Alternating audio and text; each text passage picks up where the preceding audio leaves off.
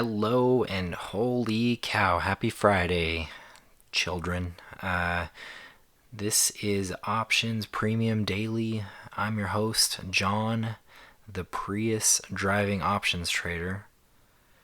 I don't know how I like that one. Maybe we'll flip it around, the option trading Prius driver.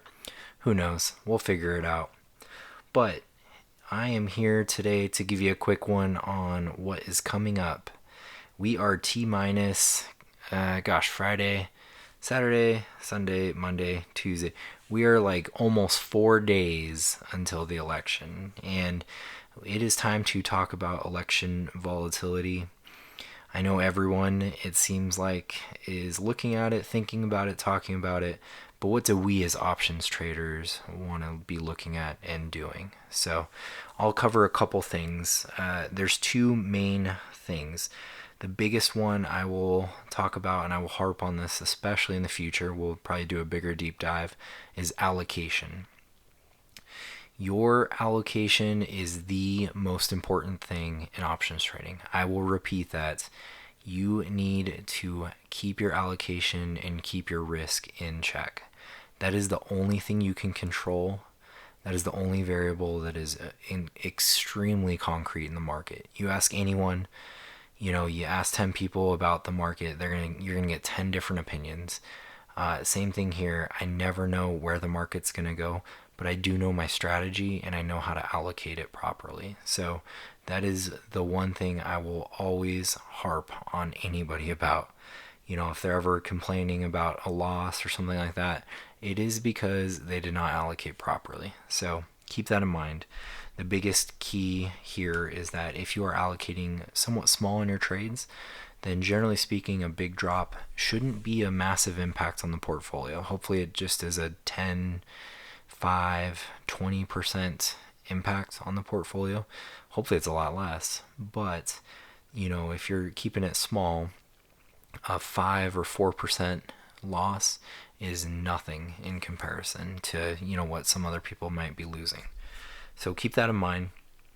Let's keep our allocations and risk in check. That way you have enough bankroll to play another day.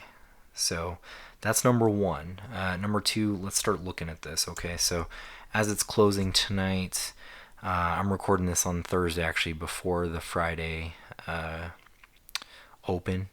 And we had a good Thursday, I guess. Well, I guess good is relative.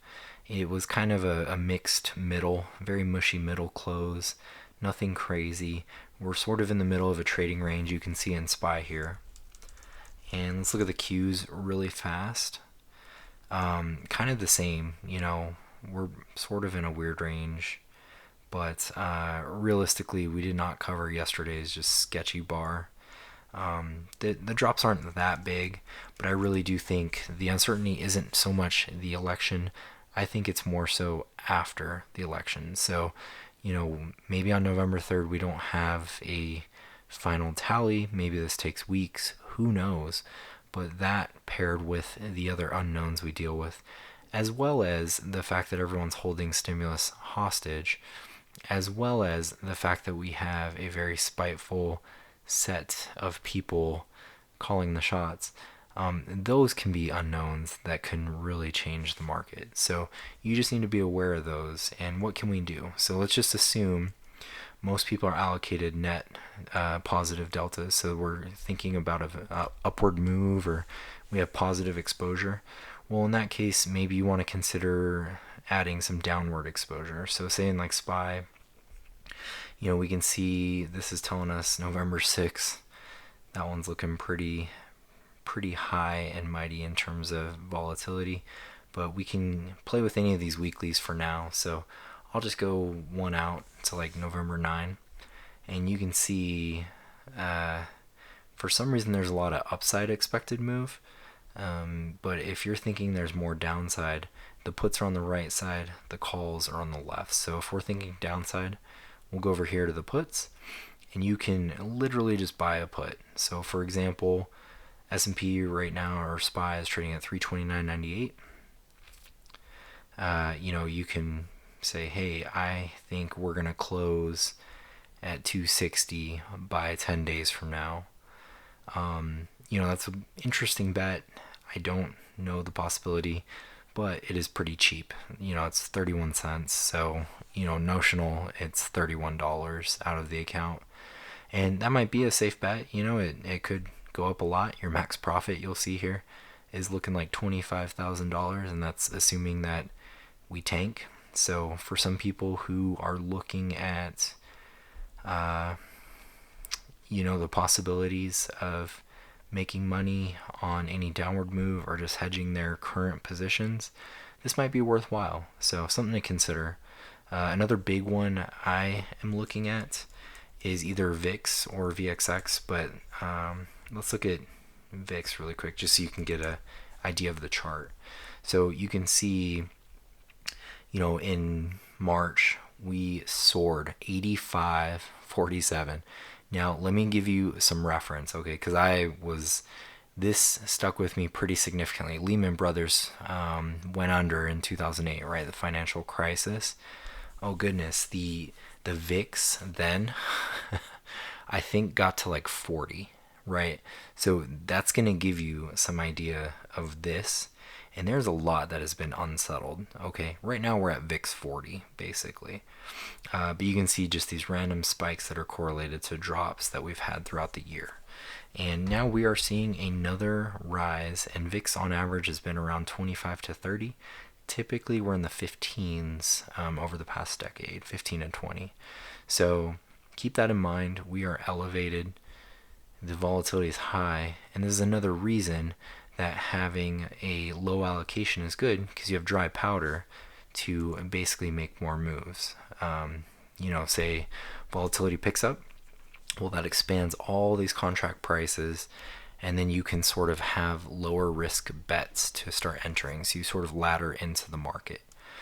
So I'm a big fan of that. I highly recommend keeping your allocation low.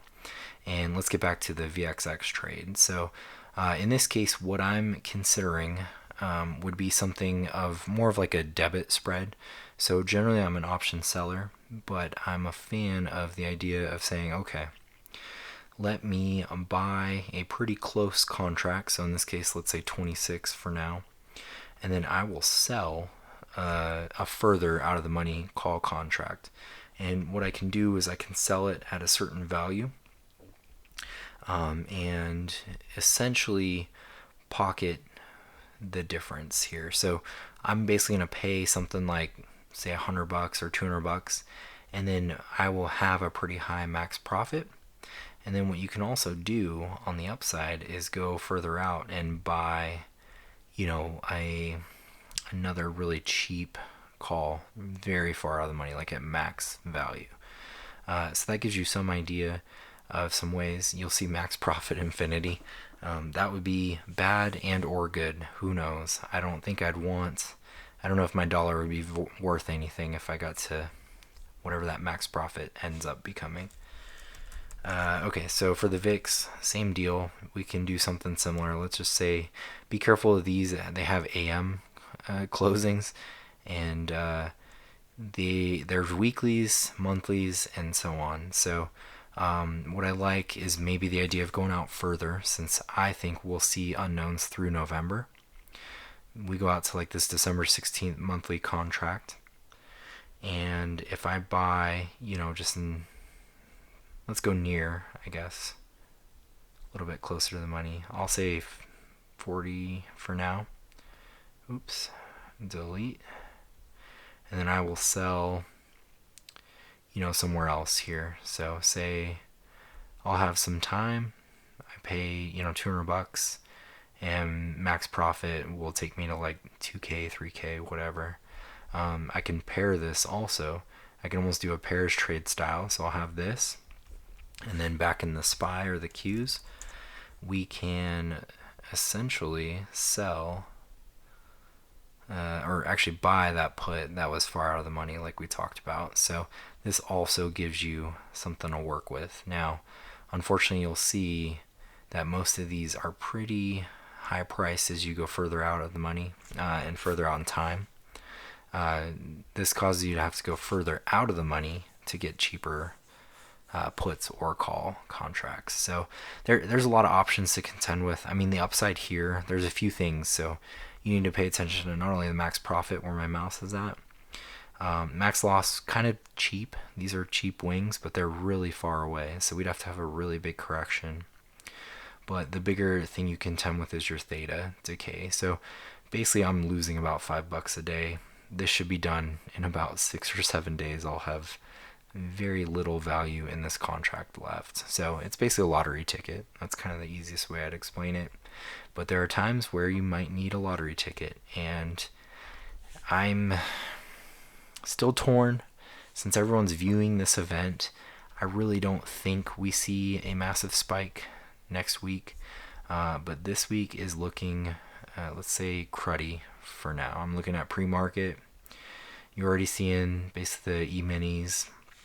These futures have dropped about 66. Nasdaq's down significant. Everything's down about 2.5%. So that's pretty big.